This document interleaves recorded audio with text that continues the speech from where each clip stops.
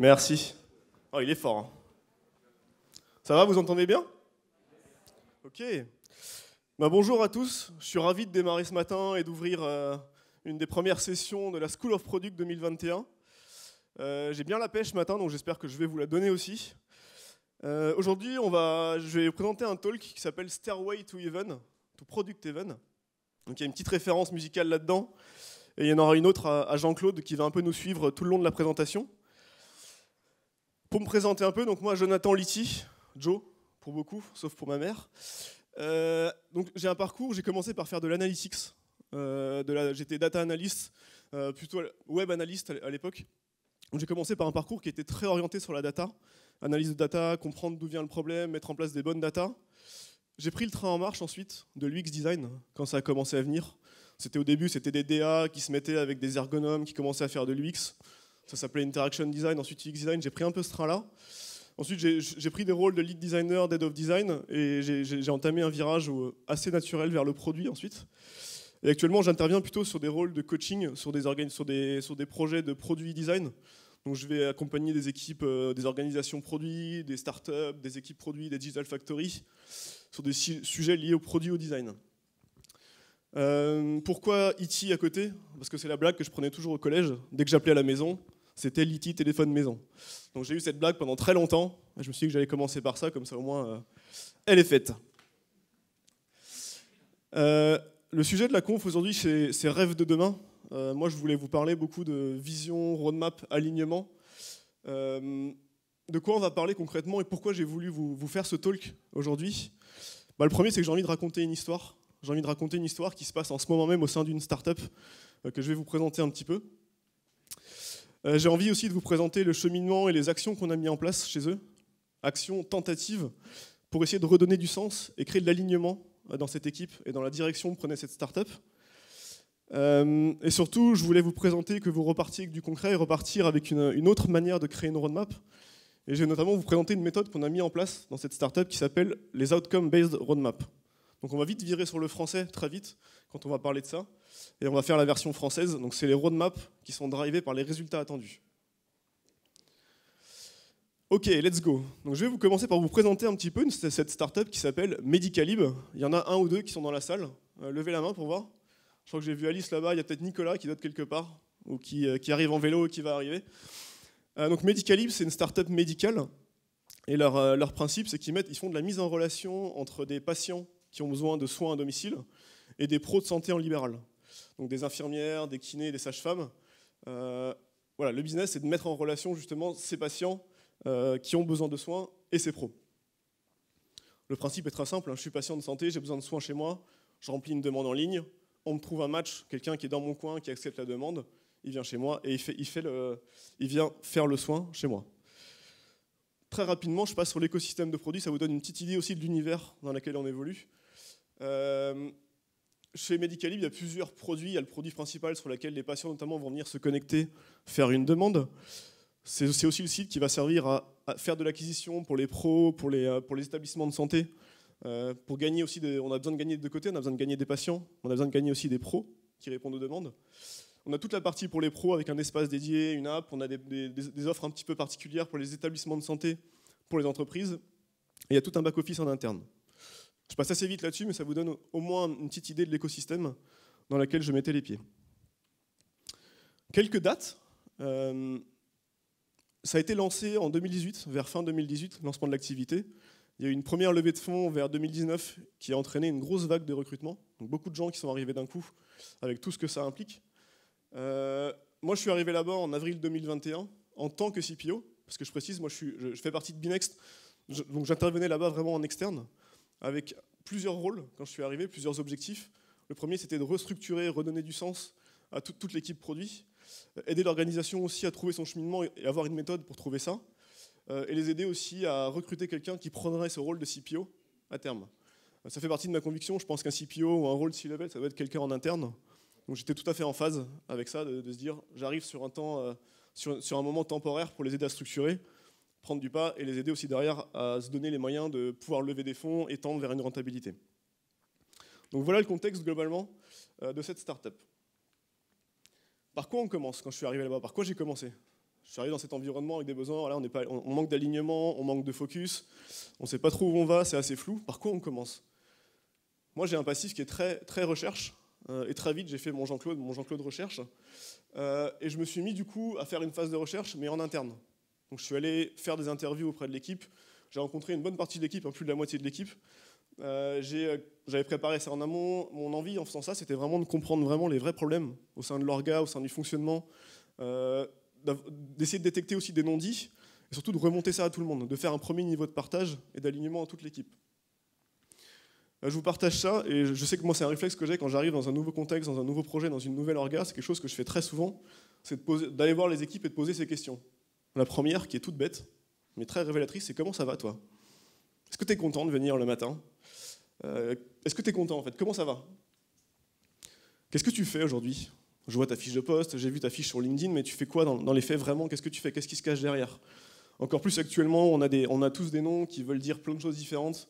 On parle de CPO, on parle même de PO, de PM, en fonction des organisations, c'est des rôles totalement différents.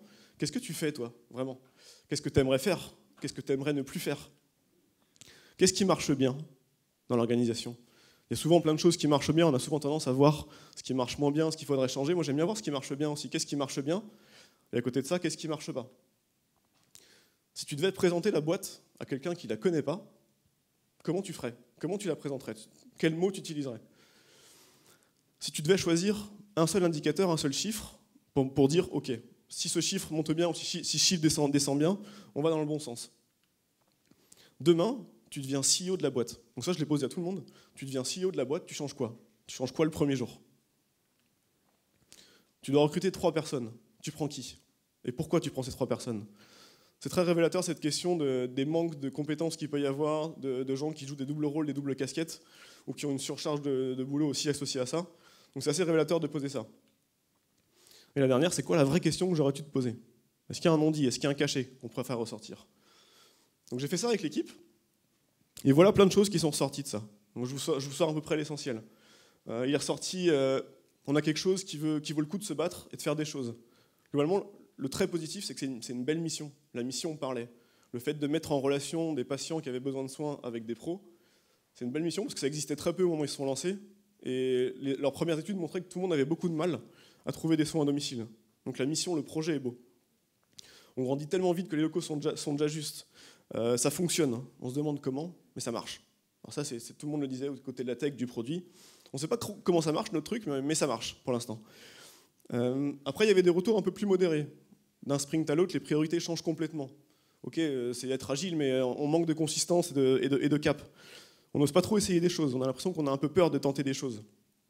On est dans un bateau, on navigue à vue, on ne sait pas où on va. On fait encore tout trop au doigt mouillé. Et des choses qui étaient un peu plus frustrantes. On se rend compte qu'on a beaucoup de mal à finir des choses, à délivrer. On n'est pas capable de dire non, on ne va pas bosser là-dessus. On ne va pas bosser là-dessus parce que ça ne répond pas à notre objectif. Incapable. Je sais qu'il y a une grosse dette technique à combler, mais c'est frustrant parce qu'on a l'impression de ne pas délivrer. Et le dernier, je ne sais pas ce que font les autres. Donc on avait tout ça comme verbatim. Derrière, la deuxième phase de recherche à conduire aussi, c'est de la faire à l'extérieur. Qu'est-ce qui se dit à l'extérieur? Donc les utilisateurs, les pros, les patients, les prospects éventuellement, qu'est-ce qu'ils disent sur la boîte? Donc là, c'est pareil, même phase de recherche. On va sur le terrain, on rencontre des utilisateurs, on passe du temps à parler au support, au SAV, aux sales aussi, qui sont en frontal, et on ramène tout ça à l'organisation. Là, il est sorti plein de challenges. Et comme dirait Jean-Claude, s'il n'y a pas de challenge, autant mourir, hein, dans sa finesse légendaire. Mais là, on avait énormément de challenges à tacler qui étaient aussi bien organisationnels, qui étaient valeurs qu'on devait apporter, ou améliorations qu'on devait apporter à notre marché. Donc on est ressorti avec un ensemble de challenges à tacler.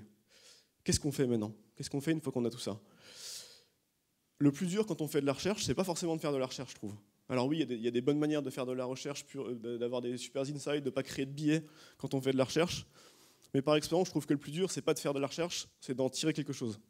C'est d'en tirer quelque chose et c'est de ramener cette matière à l'organisation. On a plein d'insights, on a plein de feedback, de choses positives, négatives, améliorées qui viennent d'utilisateurs. Qu'est-ce qu'on met comme valeur en face? Je passe vite sur ces canevas parce que c'est plus des outils que j'ai envie de vous donner. 2 outils que j'aime beaucoup faire, c'est le Value Proposition Design. À droite, on a tout ce qu'on a récupéré en recherche. Et pour résumer, à gauche, on a tout ce qu'on met en face pour y répondre. Que ce soit on a relevé plein de pains, d'obstacles, de freins, d'énervements. Mais concrètement, qu'est-ce qu'on met en face de chacun pour y répondre? On a identifié plein de tâches, de choses que nos utilisateurs doivent faire au quotidien. Qu'est-ce qu'on leur propose comme service, comme fonctionnalité, comme rayon dans notre magasin digital pour qu'ils puissent le faire? Qu'est-ce qu'ils cherchent à faire au final? Qu'est-ce qu'ils veulent gagner en utilisant notre produit? Qu'est-ce qu'on met en face? Donc ce canevas est très utile et très simple en plus. Et surtout, si vous remarquez à droite, ça pourrait ressembler à un persona Empathy Map. Je me sers souvent de ce format de persona du coup, qui est assez simple, mais qui permet très vite de switcher sur la valeur en face. Autre manière de synthétiser la recherche, c'est de transformer ça en pitch elevator. Je pense que vous le connaissez pour beaucoup. C'est une phrase toute faite qui permet en 30 secondes de présenter un produit. En dehors de la phrase elle-même, c'est presque plus l'exercice qui est intéressant. Moi, je le fais souvent en atelier aussi en arrivant dans une nouvelle organisation, où chacun remplit sa phrase, et ensuite on fusionne. D'abord, on commence tout seul, on le fait en binôme, on se rejoint dans un groupe de 4, et après on arrive sur toute l'équipe, ou toute l'organisation même, qui a sa phrase qui est commune. Et le pouvoir des mots en termes d'alignement est assez énorme. Si on arrive à avoir toute une équipe, toute une organisation, toute une start-up qui présente sa boîte, sa société de la même manière, en mettant en avant le différenciant, la valeur, ce qu'on apporte et à qui, on a déjà beaucoup gagné en alignement. Donc je fais très souvent cet exercice et je suis très surpris des fois dans des équipes qui sont assez anciennes de voir qu'au début, elles n'ont pas du tout les mêmes mots. Donc c'est assez révélateur. Et le dernier, je vais aussi avancer assez vite dessus, pour poser un résultat de recherche. Le Lean Canvas est intéressant aussi. Il prend beaucoup de choses qu'on a déjà vues juste avant, sur le Value Proposition, sur le Pitch Elevator. Il va un cran plus loin parce qu'on commence à parler aussi d'indicateurs de coûts, de revenus, de performance. Donc les trois ensemble sont un bon moyen de synthétiser votre recherche et de la rendre directement actionnable. Alors c'est super tout ça, mais on ne sait toujours pas par quoi on commence. Donc revenons un peu à nos moutons et revenons à ce qu'on a fait côté Medicalib. Je considère que j'ai plus de télécommande. Il n'y a plus d'ordinateur. Yes, c'est bon. Si on prend le fait de poser une vision, une stratégie produit, on a plusieurs niveaux. On va commencer par un niveau vision. Pour Medicalib, je suis arrivé dans un contexte quand même où ils avaient une vision qui était déjà plus ou moins posée. Ils avaient déjà fait beaucoup de recherches. Ils savaient très clairement où est-ce qu'ils voulaient aller. Ils avaient une vision long terme qui était posée, écrite. Peut-être pas très bien partagée, mais par contre très claire pour eux. Et je suis vraiment arrivé à un stade où il y avait besoin de poser une roadmap. Les niveaux d'après, donc c'est aussi des niveaux de temporalité. Une vision, c'est plutôt très long terme, on est plutôt sur du 3, 5, voire 10 ans. Une roadmap, on va plutôt être sur 1 ou 2 ans. Un release plan, on est sur une période encore plus courte. Le sprint plan, c'est le plan, qu'est-ce que vous allez faire pendant votre sprint. Et le daily stand-up, on parle du quotidien. Donc il y a différents niveaux de granularité qui correspondent aussi à différents niveaux de temps et de temporalité. La roadmap, la carte de la route. Alors quand on roule en voiture et qu'on veut aller quelque part, c'est facile. Vraiment, on est en voiture, on sait où on veut aller et il y a un GPS. Quand on pense produit, on ne sait pas trop où on veut aller en général, il n'y a pas de GPS. Donc c'est beaucoup plus compliqué de mettre ça en place que rouler en voiture et se dire on veut aller là. Pour Medicalib, ça donnait quoi un monde sans roadmap? C'est vraiment des retours que j'ai eus. Le fait de ne pas avoir de roadmap, qu'est-ce que ça créait? Ok, on a un avenir positif, on a une belle mission, mais c'est flou. C'est flou pour nous, on ne sait pas trop où on va. On a du mal à prendre des petites décisions du quotidien, de se dire bah là on va dire non, on va plutôt faire cette action plutôt que cette action. Pourquoi? On ne sait pas. Côté technique, c'est pas évident aussi, parce que le fait de ne pas avoir de cap à suivre fait que c'est pas évident de prévoir une architecture qui soit pérenne, qui soit évolutive. On navigue un peu en mode pompier, on avance en mode pompier et on réagit à ce qu'on fait au fur et à mesure. Côté sales, ça a des implications aussi. Pas évident de prévoir, d'avoir une vraie stratégie sales, de pouvoir retenir, capter des prospects en leur disant bah voilà, dans 2 mois, dans 3 mois on sort ça, on aura des changements de prix, vous allez bénéficier de ça, donc voilà pourquoi aussi on tarifie comme ça. Eux manquaient beaucoup d'arguments. Et le dernier, côté recrutement, il y a eu beaucoup de candidats aussi qui nous ont fait des retours. Moi, j'ai du mal à me projeter. J'ai du mal à me projeter, à voir où vous voulez aller, donc je vais aller autre part. Donc voilà ce que ça implique de ne pas avoir de roadmap. Deux définitions très rapides. Une roadmap, pour moi, ça sert plus à communiquer la direction stratégique à l'organisation. Quels sont nos objectifs? Quels sont les attendus? Comment on va être meilleur que tout le monde? Le release plan, c'est une liste de features qui sont classées dans le temps, avec des dates de moins en moins précises. On va le voir ensuite. Alors je précise, tout ce qu'on va faire là de roadmap, de release plan, c'est complètement faux.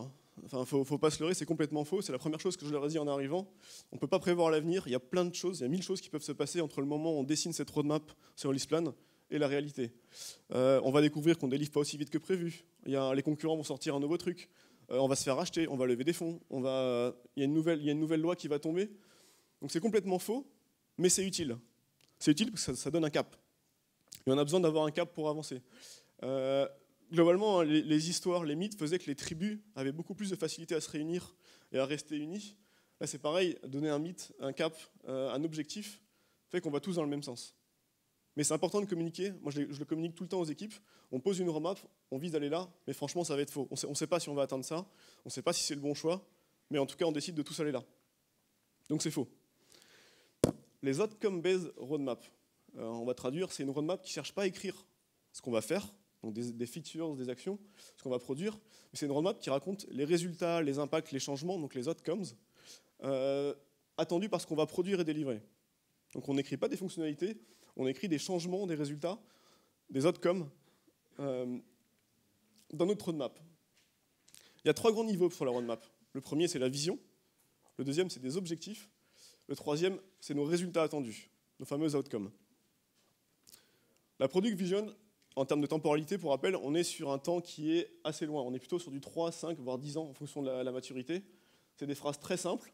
C'est vers quoi tend notre produit? Vers où quoi tend notre produit? Typiquement, ça pourrait être le pitch elevator, comme dirait Jean-Claude. Merci Jean-Claude. Ça pourrait être nos objectifs. On vise plutôt 2-3 objectifs chiffrés max par an. J'insiste, chiffrés. C'est quoi les principaux indicateurs qui permettent de mesurer qu'on tend bien vers notre vision? Bien sûr, ces 3 objectifs, ils doivent contribuer à atteindre la vision qu'on s'est fixée plus haut. Quelles ambitions on se fixe pour cette année? Ce langage d'ambition, il peut vous faire penser aux OKR. Certes, il y a beaucoup de similitudes avec la méthode. Ça ressemble. Donc des chiffres, c'est très important. Surtout ne pas en mettre trop. J'ai vu des organisations qui arrivaient, typiquement, quand on a commencé à faire le travail chez Medicalib, ils avaient 15 objectifs à l'année. Donc ça crée énormément de dispersion. C'est très compliqué de se rattacher à quelque chose. Donc 3 objectifs chiffrés max, commencez par ça. Et le dernier volet, c'est les résultats attendus. Donc si je l'exprime de manière littéraire, qu'est-ce qu'on veut changer comme comportement chez nos cibles pour atteindre nos objectifs? Donc on le fait objectif par objectif. Si je rappelle la matrice du début, on va arriver à des résultats attendus ici qui vont aller contribuer à nos objectifs, qui vont eux contribuer à nous permettre d'accomplir notre vision. Ça donne quoi dans le concret? Dans le cas de Medicalib, voilà leur vision long terme qui était posée, qui était écrite. Je vais la lire bêtement. Une vision tournée aussi bien vers la satisfaction du patient que du soignant, être la référence des soins à domicile et en entreprise en France, être l'outil du quotidien pour la gestion des patients. Donc ça, c'est leur vision long terme. Comment ça se traduit? Donc on est arrivé, en faisant plusieurs ateliers, à 3 objectifs qu'on se fixait pour la fin d'année. Donc on a fait ce travail à peu près vers mai. Donc on avait une période de 7 mois sur laquelle on a fixé 3 objectifs. On est parti sur 3 axes différents. Un axe promesse. La promesse qu'on vise, c'est de trouver des pros, donc des pros de santé, pour des patients qui ont besoin de soins. Donc le premier indicateur, c'était le taux d'allocation. Taux d'allocation, c'est très simple. Sur 100 personnes, 100 patients qui demandent un soin, si on trouve 100 pros en face qui arrivent chez eux, on attend les 100%. Le deuxième, c'était du volume. Augmenter la notoriété, le trafic, la volumétrie. Atteindre au global tant de demandes de soins, DDS, demandes de soins, qui sont faites par les patients par mois. Et le troisième, on est sur du biz, sur du chiffre d'affaires, augmenter le chiffre d'affaires récurrent. MMR, c'est le revenu récurrent. Donc voilà nos 3 objectifs. Et pour chacun, du coup, on a imaginé les comportements qu'on voulait voir changer. Pour le taux d'allocation, qu'est-ce qu'on voulait changer comme comportement? On voulait qu'on ait plus de pourcentage de pros qui répondent à une demande que maintenant. Actuellement, on avait un taux de réponse qui était assez faible. On voulait juste qu'on y réponde. Donc vous voyez, dans la roadmap, on n'a aucune idée de comment on va faire ça. On n'a pas la solution. On ne sait pas quelles features on va mettre en place, quelle action on va faire. On sait juste qu'on vise. Tout ce qu'on veut, nous, c'est qu'il y a plus de pros qui répondent à une demande qu'on leur envoie. On voulait aussi que des soins moins attirants, parce que malheureusement, il y a des soins qui sont moins attirants, parce que moins rentables, parce que prennent beaucoup plus de temps, parce que moins agréables à faire. Comment on fait pour valoriser ça aussi? Et tout simplement augmenter le nombre d'abonnés qui allait aussi nous permettre d'avoir un meilleur taux d'allocation. Donc on l'a fait pour tout, on l'a fait aussi pour le nombre de demandes. Donc là, on visait le taux de conversion, on visait d'avoir plus de trafic naturel en SEO et via des partenariats. On a des partenaires, comment on fait en sorte qu'ils nous fassent plus de demandes? Et le dernier, c'est avoir plus de visites qui viennent de recommandations. Donc je recommande à mon voisin, à ma famille, à mon réseau, ou des médecins viennent recommander à leurs patients d'aller chez nous. Donc pour nous, c'est aucun coût d'acquisition, mais ça fait monter notre volume. Et pour le revenu récurrent, c'était d'augmenter le nombre d'abonnés, d'avoir un panier moyen qui soit plus gros, via des options, des services qu'on pourrait créer. On ne savait pas comment encore. Convertir chaque mois plus de prospects et réduire le nombre de désabonnements. Donc ça, c'est ce qu'on visait. Mais quand on est là, on ne sait pas du tout comment on va le faire. Mais on sait ce qu'on vise, et on sait clairement quel comportement on veut changer, et on s'est donné des chiffres pour le mesurer. Par quoi on commence? La première étape, c'est de communiquer cette roadmap. Il manquait d'alignement, les équipes manquaient de communication, de sens. Donc on a fait un gros travail pour communiquer cette roadmap aux équipes. Je pense que c'est un travail à faire encore et qu'on ne l'a pas assez fait, et qu'il faut continuer à le faire, mais de communiquer cette roadmap. Pour faire ça, on s'est dit, au passage, il manquait d'instances de communication, c'était un retour qu'il y avait aussi.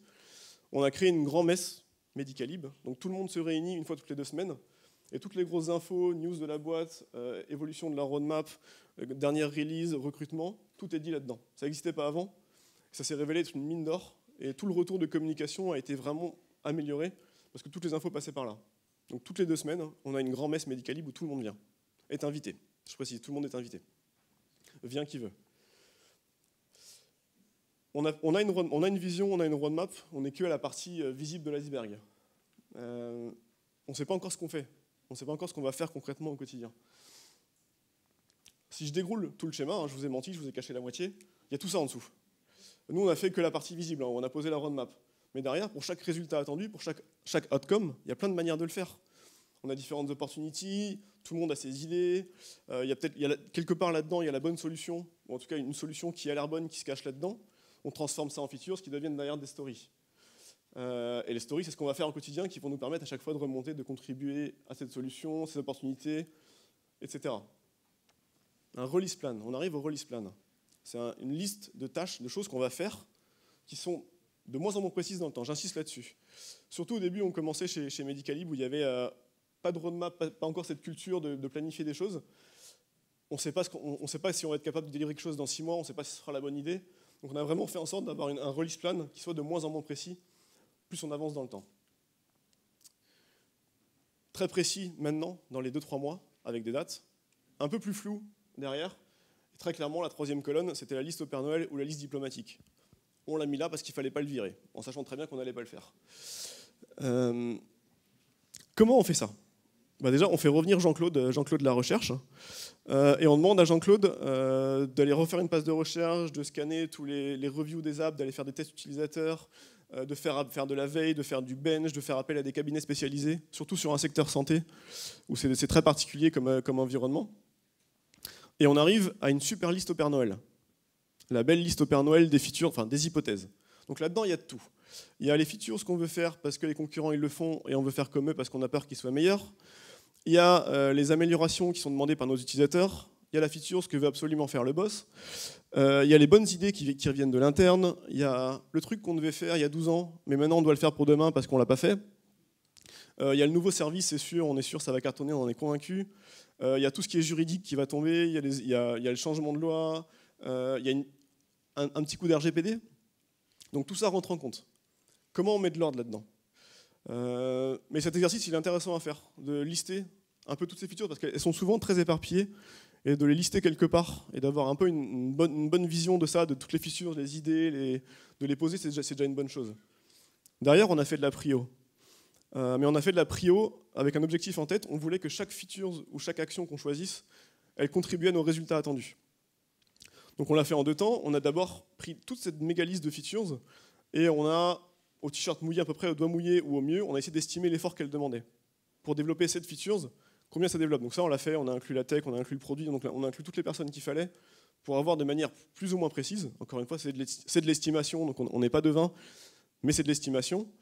Et derrière, on s'est réunis, features par features, pour se dire, ok, cette features, on pense qu'elle va nous permettre d'atteindre les résultats qu'on s'est fixés à telle hauteur. Donc on a fait un exercice de doigt, on avait plusieurs échelles, on avait pris une suite de Fibonacci, et on faisait à chaque fois un score au doigt. Le score maximal, c'était, on pense que cette feature, elle va contribuer à fond à nous permettre d'atteindre nos résultats, et donc nos objectifs, et donc de tendre vers notre vision.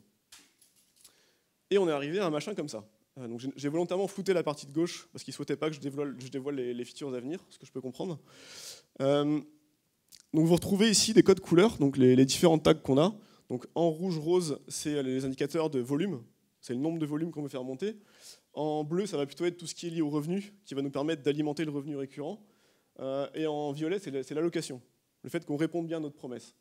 Donc vous voyez, features par feature, on a fait tout cet exercice. On avait l'effort qui était tout à gauche, quelque part par là. Et à droite, chacun a donné un score d'impact. Alors ça reste un score, hein. On n'a pas pris le score comme monnaie courante pour ensuite mettre dans l'ordre. Le score nous a juste servi de base de discussion. Donc ok, on a ces features-là qui ont un score haut. Par quoi on commence maintenant? Comment on les met dans l'ordre? Et par quoi on commence? Donc c'était long, hein. On a mis 2-3 ateliers à finir ça parce que mine de rien, il y avait beaucoup de features et ça a créé énormément de discussions et d'échanges. Et à la fin, on est arrivé à un truc comme ça, donc assez flou mais c'est volontaire, dans lequel on avait, donc on a fini cet exercice vers juin. Donc on avait en juillet, août, septembre, on avait une liste de features avec des dates précises. On a fait l'exercice de se mettre des dates de sortie précises. Ensuite, en Q4, on avait juste une seule colonne, mais priorisée. Donc on avait quand même mis les features dans l'ordre. Et à la fin, franchement, c'était le bordel, c'était la liste au Père Noël. Mais on l'a mis parce qu'il y a des choses qu'on ne pouvait pas enlever, ça nous aidait à nous projeter. Mais on savait clairement que ça allait bouger et être chamboulé très très vite, ce côté-là. Donc si je donne un nom à ces colonnes, la première, c'est sûr, ça on va le sortir avec des dates. La deuxième, c'est plutôt après. Et la troisième, franchement, on ne savait pas. Honnêtement, on ne savait pas. Pour vous donner une autre illustration, parce que là, je vous l'ai montré sur le cas de Medicalib, j'ai réussi à mettre la main aussi sur la roadmap de Netflix. Netflix, ils ont mis en place une roadmap aussi basée sur l'outcome. Vous pouvez la retrouver facilement si vous cherchez Netflix outcome roadmap sur Google. À gauche, vous avez les comportements qu'ils veulent induire, la première colonne. Je regarde Netflix parce que ça. Voilà, il y a différentes choses. J'ai envie de trouver du contenu que j'ai envie de regarder. Il y a du contenu que je ne peux pas trouver autre part. Ils ont mis des indicateurs en face de chacun de ces comportements. Et après, leurs grosses features. Même principe de temporalité. Les features, ce qui vont arriver maintenant, ce qui va arriver après, et après, ce qu'on envisage. J'aime bien le mot aussi, ce qu'on envisage. On n'en sait pas, mais on a ça dans un coin de la tête. Et je vous montre un deuxième exemple. Ici, c'est un... J'ai pas retrouvé le nom, malheureusement, de la boîte qui fait ça, mais c'est un CRM pour des agents immobiliers. À gauche, c'est les outcomes, les résultats attendus qu'ils veulent atteindre. Et à droite, pareil, même niveau de temporalité, vous avez les features, les actions qu'ils veulent mettre dessus. Les actions, c'est intéressant. Donc, quand on a fait la roadmap côté Medicalib, on n'a pas seulement mis dessus des features, on a aussi mis des actions. Par exemple, on prévoit que pour atteindre ces résultats, il y a un moment, on va devoir changer notre orga. On va devoir splitter les équipes d'une autre manière. On va devoir changer ça. Et ça, on l'avait mis dans la roadmap aussi. Donc on avait mis aussi des sujets d'orga, pas seulement des features. Qu'est-ce que ça a donné alors? On a mis ça en place, vous avez vu les dates, on a lancé ce chantier à partir d'avril-mai 2021. Ça a donné quoi? Ça nous a apporté quoi concrètement? Première chose, le fait de créer la roadmap, je pense, avait plus de valeur que la roadmap elle-même. Ça a créé énormément de discussions, de conversations, de questionnements qu'il n'y avait jamais eu avant, ou pas de cette manière-là en tout cas. Donc ça a créé beaucoup de questions et de discussions, pas seulement au niveau du codir et des managers, mais aussi au niveau des équipes, des devs, sur les priorisations. Ça a donné beaucoup plus de sens dans ce qu'on faisait au quotidien. On était capable de raconter l'histoire. Ah bah tiens, en fait, là, aujourd'hui, je bosse sur telle features, parce que, ah oui, je sais qu'elle va contribuer à augmenter mon taux d'allocation, et du coup, ça va nous aider à tendre vers nos objectifs. On avait des discussions de prio beaucoup plus faciles. Ça a changé toute la nature des sprint planning chez nous, parce que d'une, on y a mis un objectif, à chaque sprint qui n'était pas forcément clair. Là, on a mis un objectif qui était rattaché à ce qu'on visait, et ça rendait la prio très facile. C'était très facile de dire non, on ne va pas faire ça, parce que ça ne nous aide pas du tout à atteindre ce qu'on veut faire. Ça ne nous aide pas du tout à monter notre taux d'alloc, ça ne nous aide pas à gagner plus d'argent tous les mois, donc on ne va pas le faire en fait. Donc on était capable de dire non. Et surtout, ça nous a permis, petit à petit, ça a mis un peu de temps d'avoir un backlog qui soit beaucoup plus lisible, et surtout un backlog qui soit beaucoup plus racontable. On avait un vrai storytelling de backlog. On était capable de dire, ok, on travaille sur cette user story parce que, ok, elle va nous permettre de répondre à l'objectif qu'on s'est fixé pour le sprint, qui est de faire ça. Et cet objectif de sprint, il nous permet d'atteindre tel résultat qu'on a visé, etc., etc. Donc on pouvait vraiment raconter l'histoire, on avait un vrai storytelling. Et chaque développeur, j'ai même entendu des développeurs qui me disaient, en fait, je sais pas pourquoi je fais ça, par contre cette feature, j'ai compris qu'elle me sert à accomplir ça. Et là, il y a un cheminement qui est intéressant, qui commence à se mettre en place. Donc ça a créé beaucoup d'échanges aussi autour du delivery. Le fait de poser des dates, on se rendait compte, tout simplement, qu'on ne les tenait pas. Donc déjà, rien que ça, c'est l'enseignement, parce que ça nous permet aussi petit à petit d'affiner notre capacité à prévoir et optimiser notre delivery. Donc on s'est rendu compte, bien sûr, le pendant, hein, c'est pas parfait et on a peu de recul, parce qu'on a mis ça en place vers juin, donc il n'y a pas beaucoup de recul aussi là-dessus. On s'est rendu compte aussi du coup, ça a aussi soulevé le souci qu'on devait s'organiser plus différemment pour livrer encore des choses plus petites et de la valeur plus rapidement. En posant la roadmap, la première version de la roadmap, on s'est posé la question au moment en voyant ce qu'on avait écrit et en voyant le visuel. En fait, qu'est-ce qu'on délivre comme valeur là, les premiers mois et on s'est rendu compte qu'il n'y en avait peut-être pas assez pour l'utilisateur et pas assez pour atteindre nos résultats. Et qu'assez vite, on est passé sur une deuxième version, on a affiné le tir. Et notamment, on s'est dit, en fait, on veut faire des trop gros morceaux et la valeur, elle arrive trop tard. Donc l'écrire sur une roadmap dans le temps, sur un release plan, ça aide à se rendre compte de ça.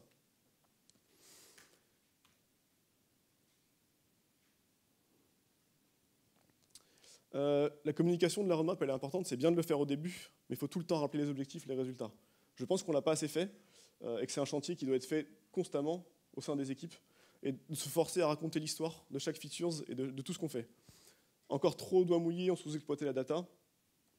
Et le dernier point, c'est que c'est une question qu'on m'a posée quand j'ai présenté une fois ce talk. Mais quel impact ça donnait sur le produit en termes de chiffres? J'ai présenté la semaine dernière pour répéter un peu. Très bonne question. L'impact sur le produit, très franchement, il n'est pas encore arrivé. On n'a pas assez de recul pour se dire ce qu'on a mis en place là, ça a impacté de telle manière le produit. Par contre, l'impact sur l'orga, on l'a ressenti très vite. Sur l'orga, sur les discussions, sur les prios et sur le sens. On n'a que 4 mois de recul, 4-5 mois de recul. Et il faut aussi un temps que la démarche se fasse. On a eu beaucoup de fois à rappeler, mais tiens, pourquoi on fait ça, pourquoi on priorise ça, de rappeler un peu cette démarche. Donc je pense que l'impact va être intéressant pour le produit. En tout cas, on a vu vraiment l'impact pour l'organisation. Il est arrivé très très vite. Avant de partir, quelques tips sur la route. Faites bien bosser Jean-Claude. C'est important, la recherche. Faites-en constamment, en continu. Un des premiers chantiers qu'on a fait aussi, par exemple là, c'est de faire venir quelqu'un qui était dédié à la recherche. Faites bien bosser Jean-Claude sur la recherche et surtout tirez-en des enseignements. Faites pas de la recherche à vide. Si vous êtes perdu dans toutes ces méthodes, que ce soit les OKR, ce type de méthodes, rappelez-vous, s'il y a un seul indicateur qu'on doit suivre, c'est quoi? Eux c'était clair, pour l'instant, ils cherchent à atteindre la rentabilité. Donc si à un moment on se pose des questions, on vise ça. Donc ayez une étoile polaire en tête et l'oubliez pas. La phrase n'est pas évidente, c'est Jean-Claude. Hein. Il faut que tu crois encore plus que tu crois. Et quand tu commences à croire ce que tu crois, il n'y a personne au monde qui peut te bouger. Ce qu'il dit Jean-Claude dans ses mots, c'est forger vos convictions. On prendra toujours des hypothèses. Il y a énormément de flou, d'incertitudes. Prenez vos hypothèses, prenez des paris. J'aime bien ce mot de pari parce que quand on parie, on sait vite si on a gagné ou pas. Donc pensez-le comme ça.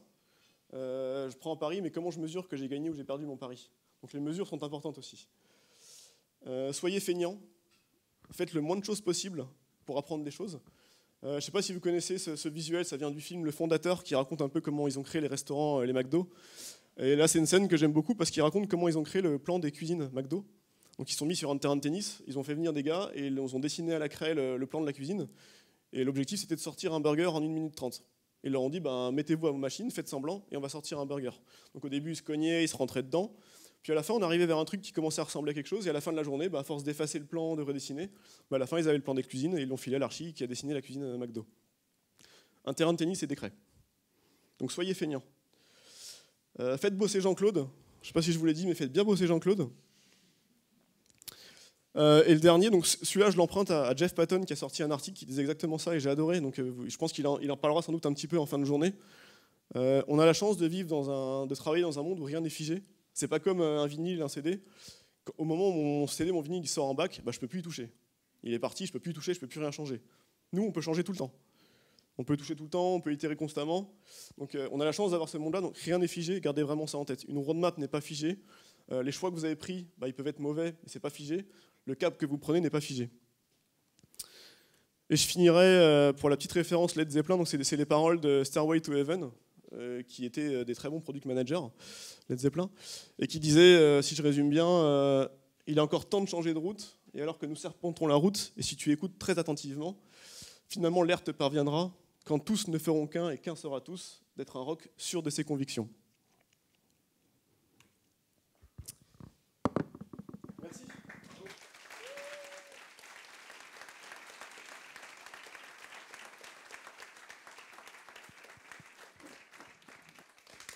avez des questions?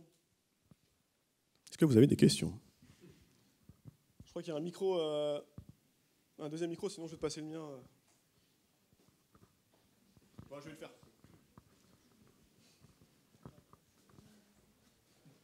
Merci. Merci déjà, c'était super, super intéressant. J'ai une question dans ta roadmap orientée résultat. C'est très orienté résultat business pour le coup. Comment vous gérez du coup tous les enjeux autour de la dette technique? Parce que du coup, dans le release plan, tu as des enjeux justement de dette que tu ne raccroches pas forcément aux objectifs. Ouais. Comment est-ce que vous avez géré ça? Est-ce que d'ailleurs il y avait une dette technique? Oui, tout à fait. Effectivement, il y avait une belle dette technique qui était aussi un gros sujet et on avait du mal à s'en dépatouiller. Clairement, on l'a inclus dans notre choix de priorisation et on s'est aussi dit que dans les premiers mois, par exemple, on gardait du temps naturellement des équipes et des ressources dédiées pour tacler un peu ça et on savait qu'on allait moins délivrer.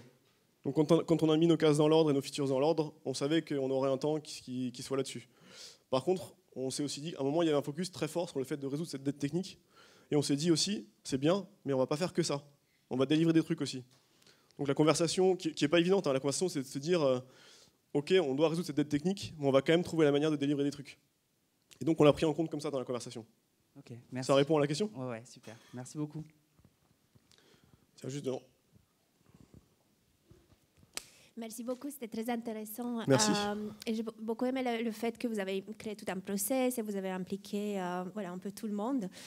Comment tu fais dans une organisation de cette taille où finalement le CEO était celui qui prenait les décisions avant? Ouais.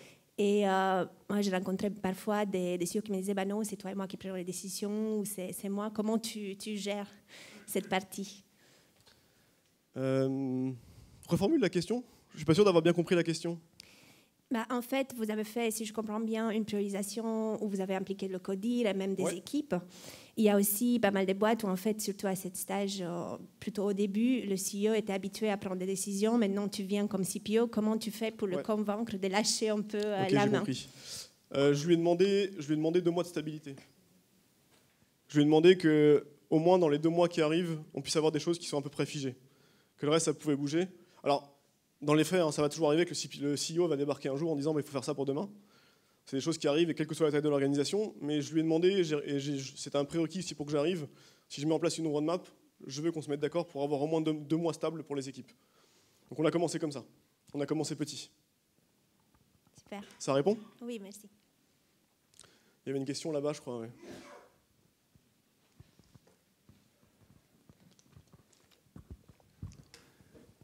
Bonjour, merci. Bonjour.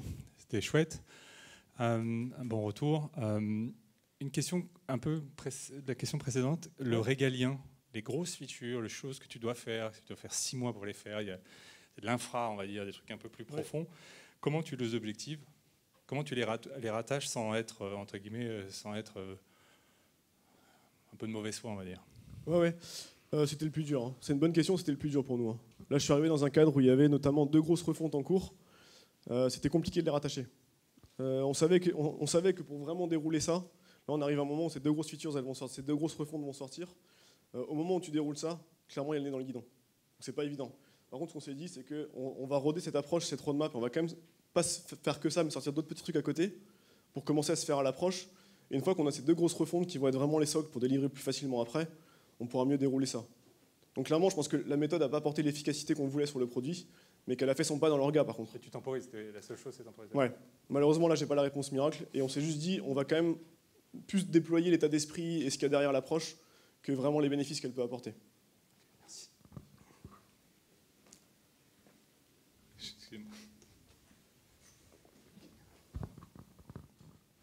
Bonjour. Bonjour. Avec qui tu as les discussions en premier? Est-ce que c'est avec le CPO, enfin le CTO, ou est-ce que c'est avec les équipes de dev, les PO? Enfin, dans quelle ordre on peut commencer pour définir un peu la roadmap? Pour les interviews, tu parles? Non, pour dire ok, c'est quoi les outcomes qu'on veut décider, mettre en place? On l'a fait avec toutes les. Donc il y avait CTO, CEO, les sales, l'équipe produit, et c'est à peu près ça, ouais. On a fait des ateliers à 6 avec le produit et en gros les membres du CODIR. Donc CTO, CPO, CEO et sales. Et tous réunis dans la même salle et on. Ouais, on a fait un atelier, on a fait 3-4 ateliers ensemble pour aboutir à cette roadmap. Et par contre, pour préparer toutes les features, là, on l'a fait en faisant le tour des équipes, en récupérant un petit peu tout ce qui traînait partout, en faisant un peu de veille pour créer la première liste au Père Noël. D'accord, merci.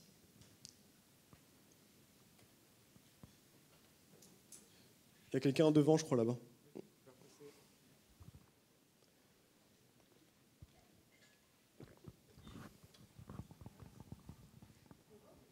Bonjour.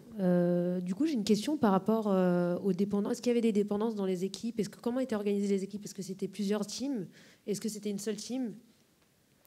Pour l'instant, c'était un sujet aussi. Le produit, c'est encore jeune, hein, le produit et la tech étaient assez séparés pour l'instant. Et de mettre ça en place, ça nous a permis aussi de nous rendre compte qu'il fallait qu'on réorganise différemment et faire des vrais squads. Et clairement, c'est un truc qu'on a écrit dans la roadmap.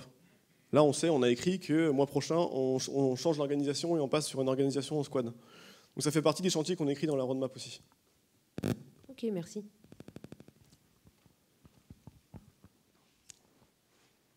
On va faire plus simple. Ça marche. Merci pour la présentation. Qui est-ce qui t'a missionné en fait? Ce que tu dis que tu es arrivé en avril 2021, c'est les fondateurs, c'est une autre équipe, les investisseurs. Et quel obstacle tu as eu dans quelle équipe a pu te poser un obstacle? Pour le coup, j'ai eu la chance de ne pas avoir trop d'obstacles pour dérouler ça parce que c'était une demande qui émergeait. C'est une demande qui émergeait du CEO, du PM, de l'équipe produit. Et les autres, donc la tech était embarquée là-dedans aussi, était consciente de ce qui ne marchait pas. Donc j'ai eu la chance de ne pas avoir trop d'obstacles en arrivant. Donc en tout cas, c'était une demande assez conjointe. Il y avait plusieurs retours on manque de roadmap, on a besoin. On sent que le fait de ne pas avoir de rôle de CPO crée un manque. Et la demande est venue assez naturellement. Donc j'ai eu la chance de ne pas avoir d'obstacles. Oui. Là, c'est une startup, un produit, une équipe. Ouais. Comment on passe à l'échelle sur un portfolio de produits avec des objectifs qui peuvent être différents? Ouais, c'est une très bonne question. Il y a des objectifs différents. Là, si on le pense macro, il y a quand même, je pense qu'il doit quand même avoir une roadmap qui reste macro, qui permet de se dire au niveau d'une startup, d'une organisation, globalement, on vise à atteindre ça. Et après, il faut rentrer dans un niveau de concret. Si je prends un parallèle avec les OKR, très rapidement, on va rentrer dans des objectifs qui sont dédiés aux équipes. Je pense qu'il faut aussi qu'une équipe se dise à un moment, moi, de quelle manière je me rattache aux résultats qu'on veut viser ensemble et comment j'y mets des objectifs.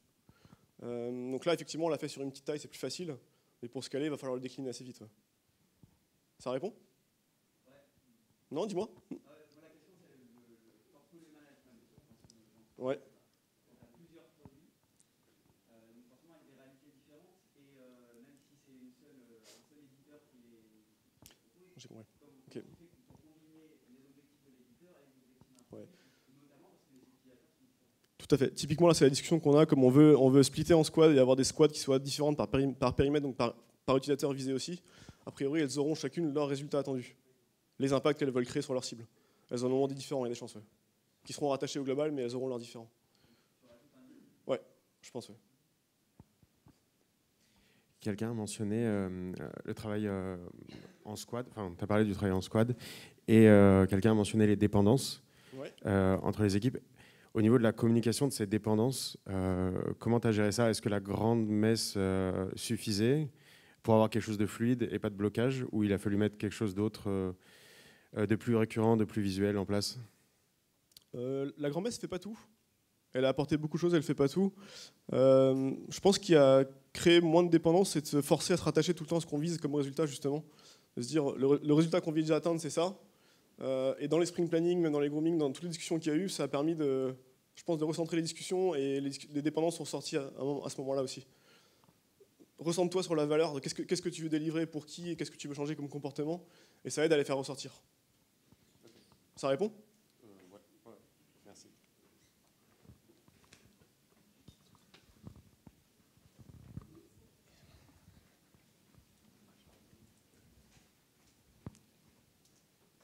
Encore Merci. 2 questions, on me dit au fond. Ou 2 minutes, c'est ça? Une question, Ok, je vais faire vite. Comment elle vit ta roadmap? C'est-à-dire que qu'est-ce qui va déclencher le fait qu'à un moment, il va falloir se reposer avec le CODIR et se dire, mince, on a une nouvelle régulation, on a de nouveaux éléments qui sont arrivés. Qu'est-ce qui va déclencher le fait de réexaminer cette roadmap, de modifier certaines priorités, de se dire, bon, ok, à quelle fréquence, comment? Au début, elle a bougé très souvent. Hein. On est jeune, l'organisation est jeune, la roadmap est jeune. Dans ce sens-là, je dis on est jeune. Au début, ça a bougé très souvent. La première fois qu'on l'a sorti, je crois qu'elle a rebougé au bout de 2 jours.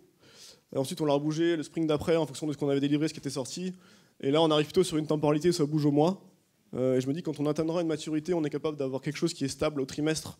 Et ça bouge tous les trimestres, ça devient intéressant, ça donne un vrai cap et une stabilité. Là, franchement, on la bouge toutes les 3 semaines, un mois encore.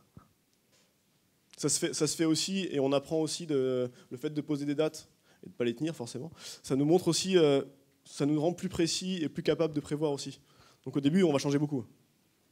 Et après, oui, il peut y avoir un élément totalement perturbateur qui va déclencher une refonte de la roadmap. Pour l'instant, on n'en a pas eu encore. Fini, on me dit au bout. Ah, une dernière. Yes. Nicolas. Bonjour, merci beaucoup. Alors j'avais une petite question autour de l'outcome et l'output. Comment tu as réussi à faire passer l'organisation dans un paradigme de réflexion autour de l'outcome avant l'output? Alors déjà, j'ai surtout pas utilisé les mots outcome et output. Parce que les anglicismes, du coup, n'aident pas du tout là-dedans. En fait, ça s'est fait assez naturellement, et le fait de leur dire on va créer une roadmap où il n'y a aucune solution dedans, c'est plutôt comme ça que j'ai réussi à emmener le discours. Je veux qu'il n'y ait aucune solution. Tout ce qu'on va écrire dans la roadmap, on n'a aucune idée de comment on va le faire.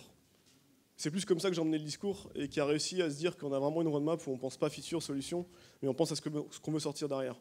Ok, mais est-ce que c'est pérenne dans le sens où tu as réussi à le faire une fois avec l'organisation? Si tu pars, est-ce qu'ils repense en priorité output, feature, ou ils reprennent bien cette démarche de comportement avant tout? C'est une très bonne question, et j'espère que ce sera pérenne, et le moment où quelqu'un d'autre prend mon rôle, ce que je leur souhaite, parce que c'est important d'avoir un CPO en interne, ce sera vraiment mon focus de passation, de faire passer ce message et cet état d'esprit, en tout cas.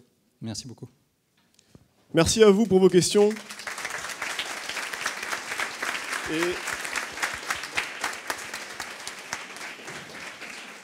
Et amusez-vous, profitez de la journée et n'oubliez pas d'appeler votre maman.